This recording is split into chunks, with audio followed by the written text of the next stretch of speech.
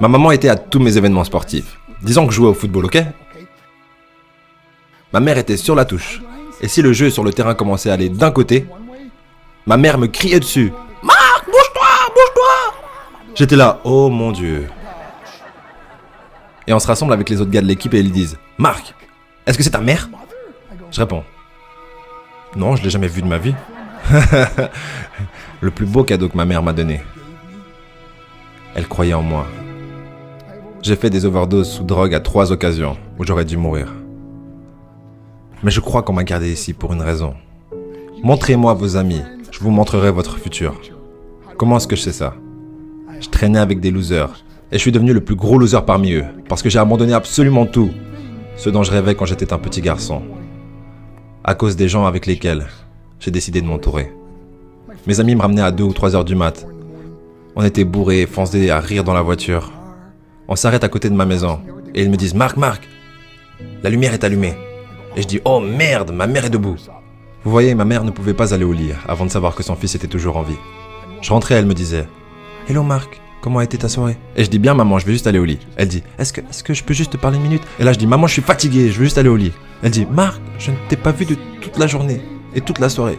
Est-ce que je peux s'il te plaît te parler ?» Et là je dis « Mais fous-moi la paix, tu m'énerves !» Et là je claque la porte de ma chambre à coucher sur la seule personne qui croyait en moi. J'étais en pleine tournée internationale. On luttait à l'étranger au Japon. Après mon match de catch, j'ai rejoint ma chambre d'hôtel et je me suis endormi. Il y a eu une personne qui a toqué à ma porte à 3h du matin. Je sors du lit, je regarde à travers la fenêtre de sécurité et je vois que c'est le promoteur japonais. Donc j'ouvre la porte et il me dit « Marc, appelle à la maison, il y a une urgence ».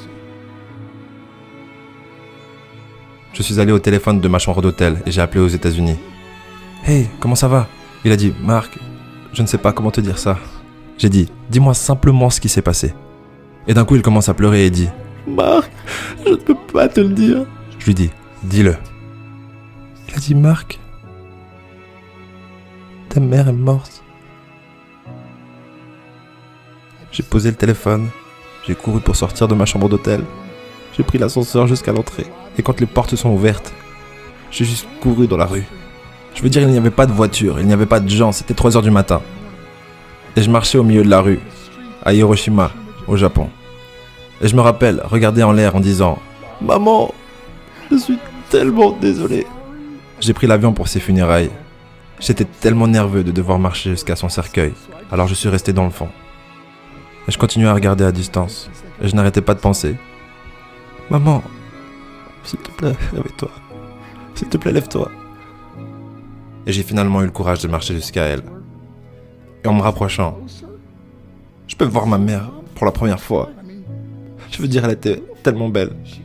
Elle était habillée en blanc. Elle ressemblait à un ange. Je me suis juste tenu en dessus d'elle. J'ai dit, maman, tu es mon héros. Tout ce que je suis, tout ce que j'espérais devenir, c'est grâce à toi. Tu m'as tellement aimé. Tu m'as donné une vie. Tu es la seule qui a cru en moi. Comment lui retourner tout ça? En me bourrant la gueule? En me défonçant? En devenant stupide? En sortant avec des losers? Pourquoi? La seule chose qu'elle voulait faire, c'était parler avec moi. J'aimerais tellement pouvoir te parler maintenant, maman. J'aimerais tellement que tu puisses voir ce que je fais. Pourquoi n'ai-je pas pu être un meilleur fils? Nous sommes définis par nos choix. Mais si vous vous entourez de gens qui prennent des drogues, de l'alcool et des pilules, c'est un chemin sans issue. Je ne suis pas ici pour vous faire la morale. Je suis ici pour vous dire que j'ai vécu cette vie. Et ça mène au cœur brisé, aux relations brisées, aux rêves brisés et à la mort. Pourquoi? Pour la défense? Si vous avez un père ou une mère, quand vous rentrez à la maison, dites à maman que vous l'aimez. Vous voyez, toute ma vie a tourné autour de devenir riche et célèbre. Il fallait que je devienne un millionnaire. Il fallait que je gagne la course. Je devais gagner la course aux frais de mon mariage, de ma famille, de mes amis. Pourquoi? Pour être seul dans une pièce et apprendre ce qui est réellement important. Et ceci est à quel point précieux est ce cadeau qui est la vie et nos familles. Et à quelle vitesse cela peut nous être pris. Vous savez, je ne vis plus le temps. Je vis les moments. Vous savez, ce n'est pas ce que vous avez dans les poches qui compte. C'est ce qu'il y a dans votre cœur qui compte vraiment. L'amour. L'amour est juste un mot. Jusqu'à ce que quelqu'un vienne et lui donne du sens. Vous,